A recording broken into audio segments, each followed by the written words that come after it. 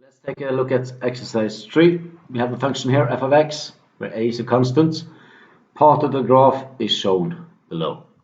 Write down the y-intercept of the graph. That's this point here. And of course, this is a polynomial function.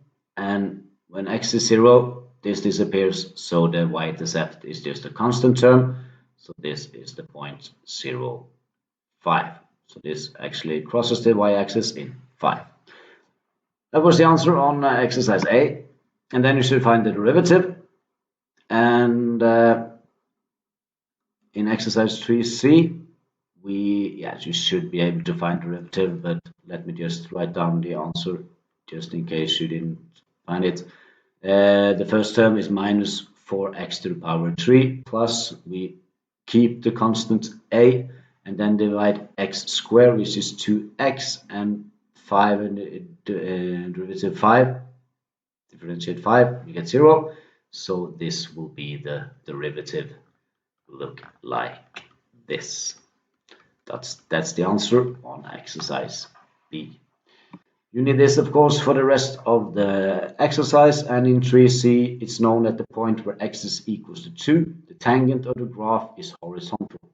So when x is equals to 2, this means that x is equals to 2 here, we have a horizontal tangent. So we know that the derivative is equal to 0 when x is 2. So this actually gives us that when x is 2, derivative is equals to 0.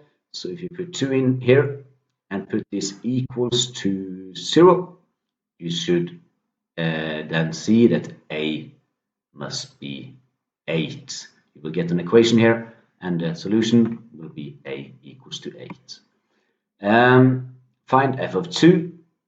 So now if you don't get exercise 3C, you now should anyway use a as 8 here, and then you just calculate f of 2 in exercise D.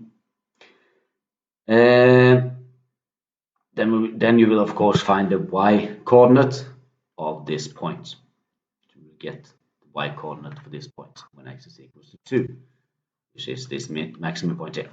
And then there's a lot of exercises here. There are 2 other points of the graph which the tangent is horizontal, and to find points where the tangent is horizontal, as I explained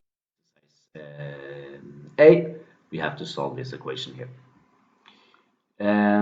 Yes, and 3F, write down the intervals where the gradient of the graph is positive, and that's where the graph increases. We see that here the graph increases, right? Here it does not increase, it actually decreases, but here again it increases in this interval here. So you just write down those intervals in exercise F, Then G, write down the range of f of x. Remember, range is what which values y has for this function. Remember, the domain is x, range is y. Write down the number of possible solutions of the equation f of x is equals to 5. And when is this? We can think of this as temperature. When is the temperature equals to 5? We know one solution. That's when x is equals to 0. Then the temperature is 5. But it's also 5 here. And it's also 5 over here. So there are 3 points where the temperature is 5. So we have 3 solutions here. And then you should be able to find out for which m does this equation have 4 solutions. And we know that if m is 5, then we have only 3 solutions. If, for example, let's say m is 3, like this, then we only have 2 solutions, right? There are only 2 points where the temperature is 3. But you should then find for which values of m we have 4 solutions. Use the graph. I won't say anything more than that.